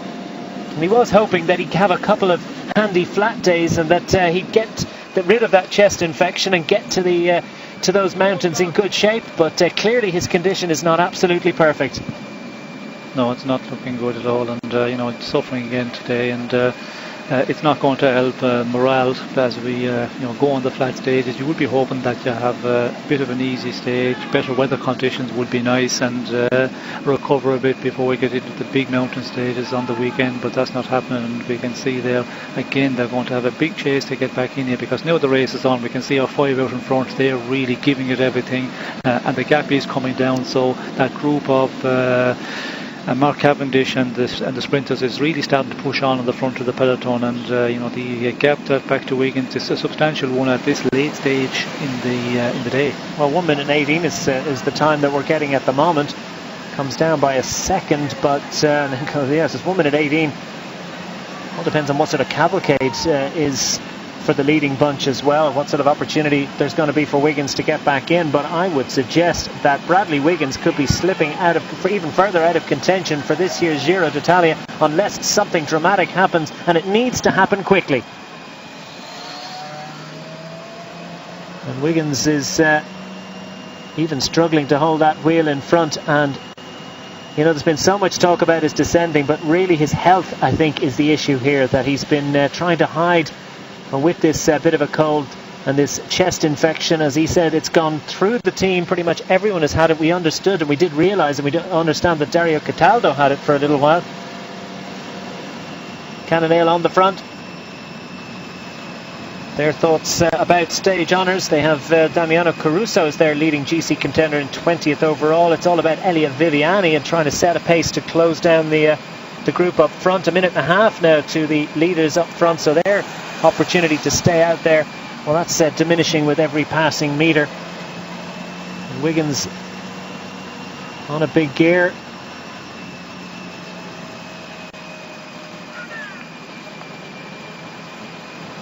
Sitting in the wheels. Any question that Wiggins himself will go up the front and try and contribute? It doesn't look like it's too easy. No, it doesn't look like that. He is comfortable at all. We can see that he's suffering quite a lot, and as you said, I think the sickness they've got, that's really taken a lot out of him. And we can see the interesting thing there is there was a Lamprey Merida rider just in front of them there sitting. We haven't seen a lot of the front of that group of Wiggins to see exactly is it only the Sky riders are pulling it along, or is there some of the other riders contributing, because we did see Scarponi there just at the tail end of a group, but again it's difficult, we did not see exactly which group that was, but it looks like that Scarponi, if he was in this group, well then his teammate would be made push on the front and try and pull back this group to the main group of favourites. Bradley Wiggins is not enjoying this stage of Giro d'Italia. It was supposed to just be a transition stage, one for the sprinters, edging them closer to the mountains in that big rendezvous on Saturday. And now the 5 riders out front, they're still working well, nobody's missing a beat. 1 minute and 24 seconds with 17 kilometres remaining. Can it be that they could hang out in front? So there's developing drama in the 12th stage of Giro d'Italia. Wiggins has lost the group, has he? And where are his teammates? He's lost contact with the group he was in, actually, so yes, he's not able to follow that group and stay in the wheel, so this is really a disaster for Wiggins. No, and he mustn't be well, because the pace is something that a man of his ability, well, he wouldn't have any difficulty running with, but his body's ability to recover from this little bout of illness, I can only believe that that's the problem for him. We're on a flat road, so in terms of sitting in the wheels, and that shouldn't be an issue, even if he is struggling a little bit on the descents.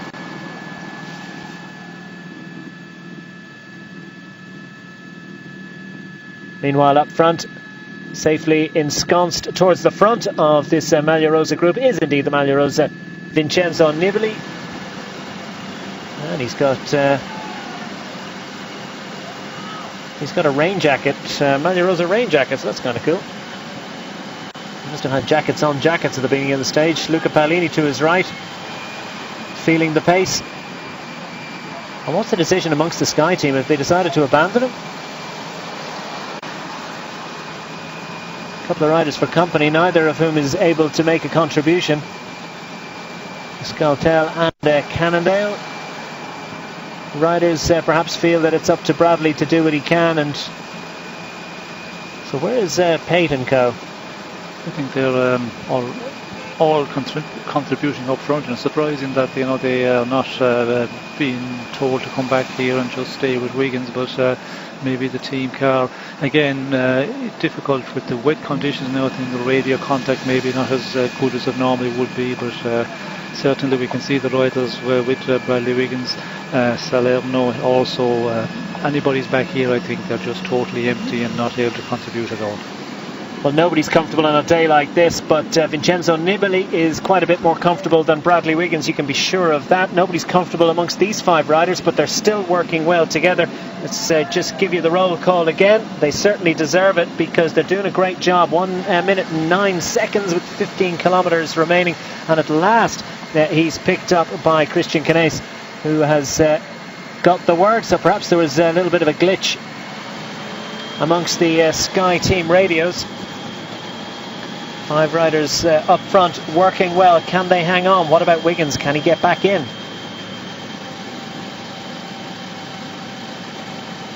Taylor Finney pushing hard, so too Amiga Pharma Quick-Step. They took a little bit of a breather, left it up to BMC and Cannondale to set the agenda for a little while. Amiga Pharma Quick-Step, though, looking to get back involved in setting the pace. Perhaps a little bit of urgency there as we work our way inside the final 15 kilometres of this 12th stage.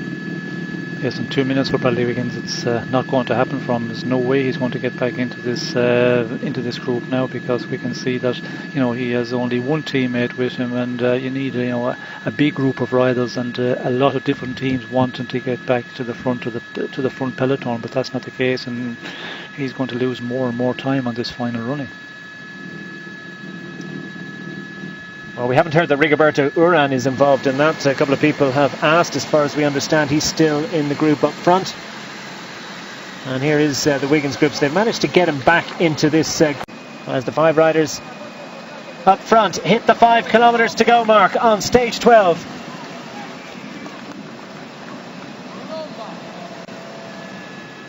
Can they hang on? Surely not. Looking increasingly likely that we're going to get the bunch gallop that has been expected all afternoon. And there the helicopter shot widens to reveal the 5 riders up front as the Amiga Pharma Quick-Step team, who've spent so long, or at least a couple of their riders have spent so much of today on the front, and now they're going to try and set things up for Mark Cavendish sitting 5th or 6th wheel, and all the other sprinters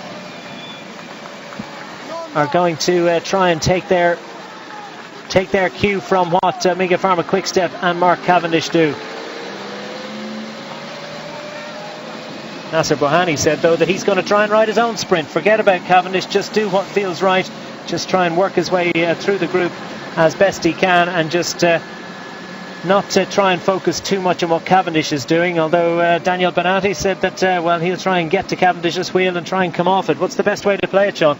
Well, if Cavendish have the lead out train, which we should see, that there's quite a number of Omega Pharma Quick-Step riders who haven't really been right in the front, and they should have a lot left in the tank. And if they can do that, and they have to do it more so today with the wet conditions in the final kilometres, there's going to be a lot of riders looking for the wheel of Cavendish. When it starts to ride at 55 kilometres per hour, and Cavendish is there, I think we will see quite a few riders pushing about for his wheel. And Bohani,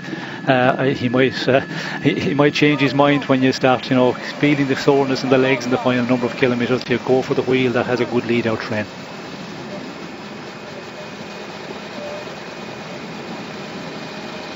Nasser Bohani is visible in the colours of the National Road Race Champion of France. The man from Française de Jeux has worked his way up into the top 10-15 riders.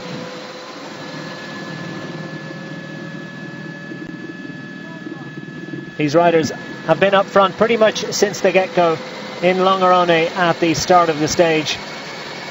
They're not going to make it to the line. I don't think they're going to make it to the line. 3.2 kilometres to go. Remember, they're taking the GC time within 200 metres. So this is the deficit that Bradley Wiggins will have to contend with at the end of today as they go through the mark with 3 kilometres to go. And it looks like it's going to be 3 minutes and 3 minutes and 11 seconds for Bradley Wiggins, added to his deficit to Vincenzo Nibali. That time will be taken, and that's the one that's written down. So if you're in this group, you're in good shape. And now it's all about stage honours inside the final 3 kilometres. Omega Pharma Quick-Step still on the front. Lotto Belisol thinking about Kenny de Haas perhaps. And it's going to be close. 2.5 kilometres just about, and 9 seconds in advantage. We can see the Quick-Step riders here are just suffering a bit, but Cannondale coming, and that's what I think will really kill off our 5 men. If some other teams come who have been taking it a bit easy, you just need 1 or 2 riders to up the pace, and we can see here, on this straight, they can see them out there just dangling out in front. It's going to be not possible for them. Stealing a little look behind reveals that we're inside 10 seconds for these riders up front. They do have the advantage of being able to tiptoe through these last couple of corners and make a clean line through it. Up front, Fabio Fellini of Androni Giocattoli as Cannondale riders pull off, and Bardiani Valvole riders trying to get to the front, of course.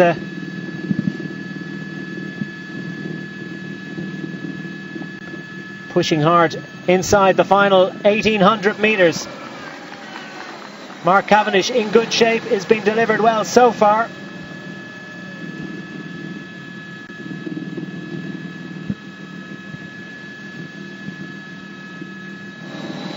And it's all up for the break as Fellini steals a little look behind. With 1500 metres remaining, Bart de Backer is still able to generate decent power. But the bunch are coming up behind, and surely not with 1300 metres remaining.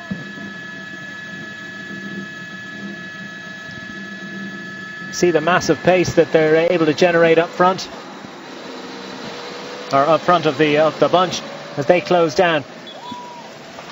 So the 5 riders up front have made it to the final kilometre, and are still riding as 5, so they're still going to they're putting it up to the bunch, and they've still got to ride. So it's not about setting it up just for the riders in their wheel. They've still got to chase all the way to the line. Amiga Pharma Quickstep are pushing hard, and Mark Cavendish sitting third wheel inside the final 700 metres. Is there a possibility that these riders could stay out front? Well, I've been saying all day that there's absolutely no way that it can happen. Bart de Backer has gone to the front, gives a little flick, but at this stage they're going to be caught by the bunch inside the final kilometre. It's been a fabulous effort. Now Fabio Fellini decides to go for a long one, but the bunch are coming, and here comes Mark Cavendish and crew sitting well up, and the two AG2R sprinters, Apollonia and is also trying to get involved. Mark Cavendish trying to leave it as late as possible. Some of the other riders trying to jump as early as they can, get the lead on Mark Cavendish, who is one lead out man as they go for the line.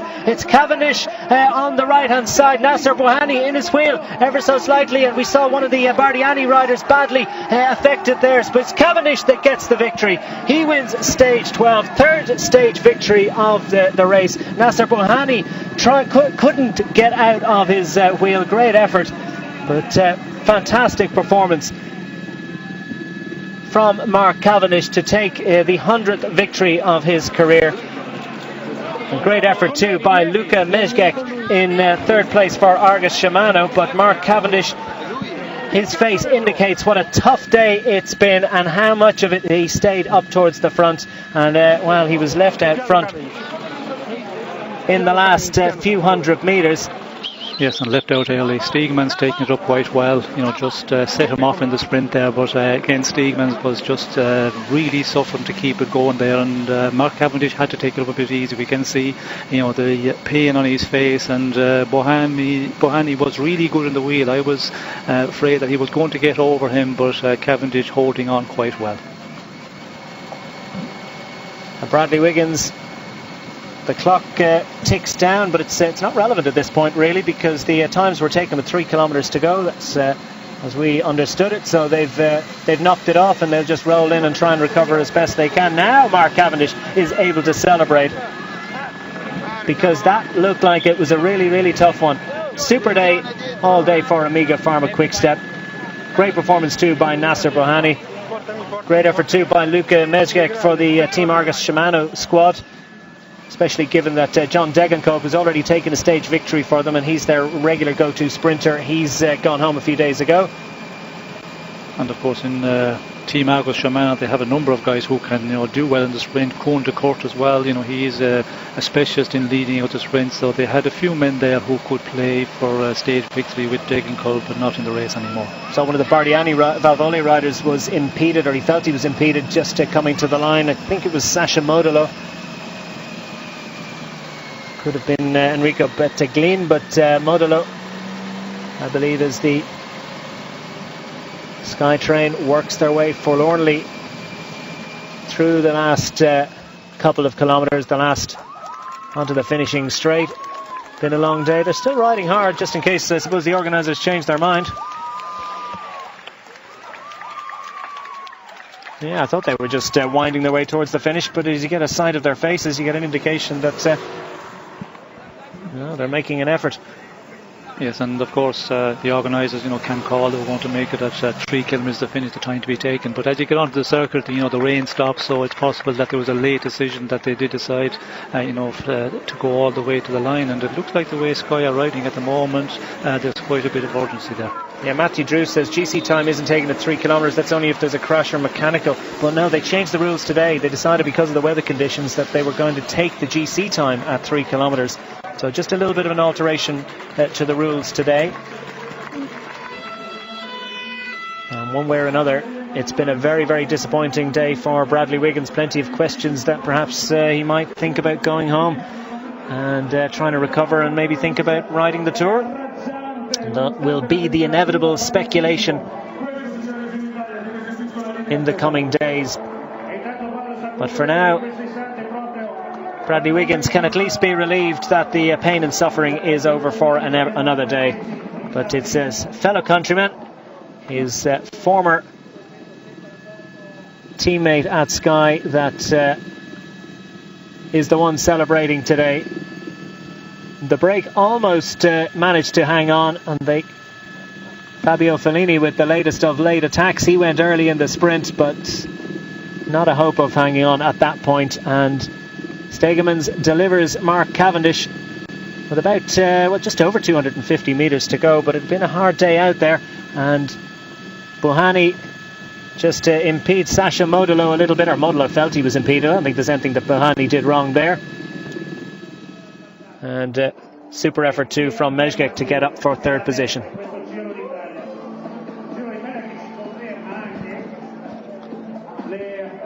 And Mark Cavendish with that distinctive style, low over the bars, powering away, and Modolo has to make that little adjustment, and that's all hopes of finishing in the top three were done from there. Bohani timed it all well, but just didn't quite have the pace of Cavendish today.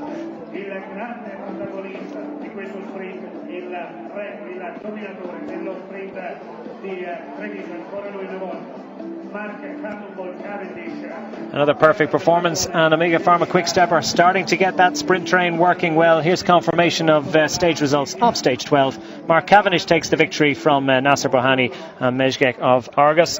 Nizzolo gets up for another good performance. In fourth place, Lancaster Belletti. Roberto Ferrari showing well for Lampre. Modolo slips to 8th. Tamarides of Euskaltel in amongst them. Ventoso too, showing ambition in the later part of that stage. Manages a top 10 finish for Movistar.